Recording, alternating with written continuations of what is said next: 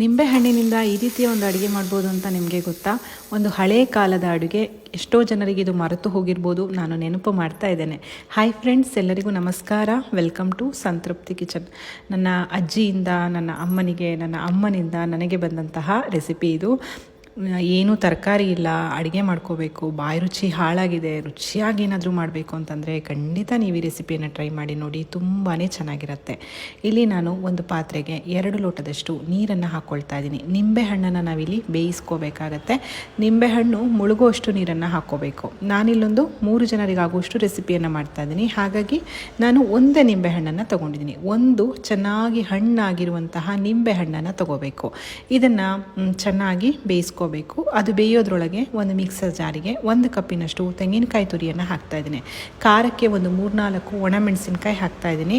ಒಂದು 1/4 ಚಮಚ ಅಥವಾ ಒಂದು ಅರ್ಧ ಚಮಚದಷ್ಟು ಸಾಸಿವೆ, ಒಂದು ಅರ್ಧ ಚಮಚದಷ್ಟು ಅರಿಶಿಣವನ್ನು ಹಾಕ್ಕೊಂಡು ಸ್ವಲ್ಪ ನೀರನ್ನು ಹಾಕ್ಕೊಂಡು ನುಣ್ಣಗೆ ಅರಿಬೇಕು. ಇಲ್ಲಿ ಖಾರ, ಉಪ್ಪು, ಸಿಹಿ ಎಲ್ಲ ಹದವಾಗಿರಬೇಕು. ಏಕೆಂದರೆ ನಿಂಬೆಹಣ್ಣು ಕಹಿ ಮತ್ತು ಹುಳಿ ಇರುತ್ತಲ್ವ, ಹಾಗಾಗಿ ನೋಡಿ ಮಸಾಲೆಯನ್ನು ನುಣ್ಣಗೆ ಅರ್ದು ಆಯಿತು. ನೀವು ಖಾರ ಸ್ವಲ್ಪ ಜಾಸ್ತಿ ಬೇಕು ಅಂತಂದರೆ ಬ್ಯಾಡಗಿ ಜೊತೆ ಗುಂಟೂರನ್ನು ಸಹ ಹಾಕ್ಕೊಳ್ಬೋದು. ಇಲ್ಲಿ ನಿಂಬೆಹಣ್ಣು ಚೆನ್ನಾಗಿ ಬೆಂದಿದೆ, ಹಣ್ಣಾಗಿ ಬೇಯಬೇಕು. ಅದು ಮೆದುವಾಗಬೇಕು, ನಮಗೆ ಕೈನಲ್ಲಿ ಕಿವುಚೋದಕ್ಕೆ ಬರಬೇಕು, ಅಷ್ಟು ಮೆದುವಾಗಿ ಬೇಯಬೇಕು. ಒಳ್ಳೆ ಪರಿಮಳ ಬರ್ತಾ ಇದೆ. ನಿಂಬೆಹಣ್ಣು ಚೆನ್ನಾಗಿ ಬೆಂದಿದೆ, ಹದವಾಗಿ ಬೆಂದಿದೆ, ಅದರ ಬಣ್ಣ ಸಹ ಚೇಂಜ್ ಆಗಿದೆ ಅಲ್ವಾ.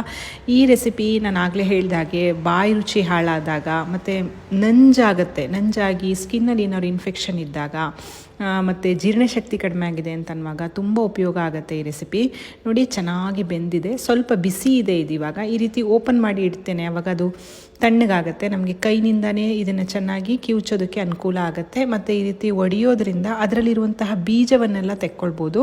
ನಾನು ಇದರಲ್ಲಿ ನಿಂಬೆಹಣ್ಣಿನ ಬೀಜವನ್ನೆಲ್ಲ ತೆಗೆದು ಈ ರೀತಿ ಚೆನ್ನಾಗಿ ಕೈನಿಂದ ನುರಿತಾ ಇದ್ದೇನೆ, ಅಂದರೆ ಮ್ಯಾಶ್ ಮಾಡ್ಕೊಳ್ತಾ ಇದ್ದೀನಿ. ಸಾಧ್ಯ ಆಗಲ್ಲ, ಸ್ವಲ್ಪ ಗಟ್ಟಿ ಇದೆ ಸಿಪ್ಪೆ ಅಂತಾದರೆ ಇದನ್ನು ಚಾಕುವಿನಿಂದ ಈ ರೀತಿ ಸಣ್ಣದಾಗಿ ಹೆಚ್ಕೋಬೋದು. ಮಿಕ್ಸರನ್ನೆಲ್ಲ ಹಾಕಿ ರುಬ್ಬೋದು ಬೇಡ. ನಾವು ಈ ರೀತಿ ಬೇಯಿಸೋದ್ರಿಂದ ನಿಂಬೆಹಣ್ಣು ಅಷ್ಟು ಕಹಿ ಸಹ ಇರಲ್ಲ, ಸ್ವಲ್ಪ ಕಹಿ ಕಡಿಮೆ ಆಗುತ್ತೆ. ತುಂಬ ಕಹಿನೇ ಇರಲ್ಲ ಅಂತ ಹೇಳಲ್ಲ, ಆದರೂ ನಿಮ್ಗೆ ಅನ್ನಿಸ್ಬೋದು ಇಡೀ ನಿಂಬೆಹಣ್ಣನ್ನು ಬೇಯಿಸಿದರೆ ತುಂಬ ಕಹಿ ಇರುತ್ತೇನೋ ಅಂತ. ಆ ರೀತಿ ಕಹಿ ಎಲ್ಲ ಇರೋದಿಲ್ಲ. ಈಗ ಇದನ್ನೊಂದು ಬೌಲಿಗೆ ಹಾಕ್ಕೊಂಡು ಇದಕ್ಕೆ ರುಚಿಗೆ ತಕ್ಕಷ್ಟು ಉಪ್ಪನ್ನು ಸೇರಿಸ್ತಾ ಇದ್ದೇನೆ. ಮತ್ತು 1 ದೊಡ್ಡ ಚಮಚದಷ್ಟು ಬೆಲ್ಲವನ್ನು ಹಾಕ್ತಾ ಇದ್ದೇನೆ. ಇದಕ್ಕೆ ನಾನು ಆಗಲೇ ಹೇಳಿದಾಗೆ ಸಿಹಿ ಸಹ ಹದವಾಗಿ ಬೀಳಬೇಕು, ಆವಾಗಲೇ ಅದು ರುಚಿಯಾಗಿರೋದು. ಹುಳಿ ಮತ್ತು ಕಹಿ ಬ್ಯಾಲೆನ್ಸ್ ಮಾಡಲಿಕ್ಕೆ ಸಿಹಿಯನ್ನು ಹಾಕಲೇಬೇಕಾಗತ್ತೆ. ಇಲ್ಲಿ ಬೆಲ್ಲವನ್ನು ಹಾಕಿದ ನಂತರ ರುಬ್ಬಿದಂತಹ ಮಿಶ್ರಣವನ್ನು ಸೇರಿಸ್ಬಿಟ್ಟು ಚೆನ್ನಾಗಿ ಮಿಕ್ಸ್ ಮಾಡ್ತಾ ಇದ್ದೀನಿ. ರುಚಿ ನೋಡ್ಕೊಳ್ಳಿ, ಬೆಲ್ಲ ಬೇಕಾದರೆ ಅಥವಾ ಉಪ್ಪು ಬೇಕಾದರೆ ನೀವು ಇಲ್ಲಿ ಅಡ್ಜಸ್ಟ್ ಮಾಡ್ಕೊಳ್ಬೋದು. ಇದು ಗೊಜ್ಜಿನ ಹದದಲ್ಲಿ ಇರಲಿ, ನೀರನ್ನು ಸೇರಿಸೋದು ಬೇಡ. ದಪ್ಪವಾಗಿರುವಂತಹ ತಾಜಾ ಮೊಸರನ್ನು ಇದಕ್ಕೆ ಸೇರಿಸ್ಕೋಬೇಕಾಗತ್ತೆ. 1 ಸೌಟಿನಷ್ಟು ನಾನು ಮೊಸರನ್ನು ಸೇರಿಸ್ತಾ ಇದ್ದೇನೆ. ಮೊಸರನ್ನು ಸೇರಿಸಿ ಚೆನ್ನಾಗಿ ಮಿಕ್ಸ್ ಮಾಡಿ. ನೋಡಿ ಈ ಹದದಲ್ಲಿ ಇರಲಿ, ಆವಾಗ ಅನ್ನಕ್ಕೆ ಕಲಸಿ ಊಟ ಮಾಡಲಿಕ್ಕೆ ತುಂಬ ರುಚಿಯಾಗಿರುತ್ತೆ. ಈಗ ಒಂದು ಗಮ್ಮತ್ತಿನ ತೆಂಗಿನೆಣ್ಣೆ ಒಗ್ಗರಣೆಗೆ ಎಣ್ಣೆ ಹಾಕಿ, ಎಣ್ಣೆ ಬಿಸಿ ಆದಮೇಲೆ ಅರ್ಧ ಚಮಚ ಸಾಸಿವೆ, ಅರ್ಧ ಚಮಚ ಉದ್ದಿನಬೇಳೆ, ಒಳ್ಳೆ ಪರಿಮಳದ ಇಂಗನ್ನು ಹಾಕ್ಕೊಂಡು ಬೆಂದಂತಹ ಒಗ್ಗರಣೆಯನ್ನು ಗೊಜ್ಜಿಗೆ ಕೊಟ್ಟರೆ ರುಚಿಯಾಗಿರುವಂತಹ ಬೇಯಿಸಿ ಮಾಡಿದಂತಹ ನಿಂಬೆ ಗೊಜ್ಜು ತಯಾರಾಗುತ್ತೆ.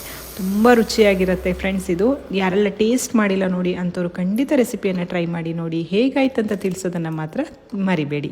ಎಷ್ಟು ಈಸಿ ಇದೆ ಅಲ್ವಾ? ಇನ್ಯಾಕೆ ತಡ? ವಿಡಿಯೋ ಇಷ್ಟ ಆದರೆ ದಯವಿಟ್ಟು ವಿಡಿಯೋನ ಲೈಕ್ ಮಾಡಿ, ಶೇರ್ ಮಾಡಿ, ಕಮೆಂಟ್ ಮಾಡಿ. ಮತ್ತೊಂದು ಅಡುಗೆಯೊಂದಿಗೆ ಮತ್ತೆ ಸಿಗ್ತೇನೆ. Thank you.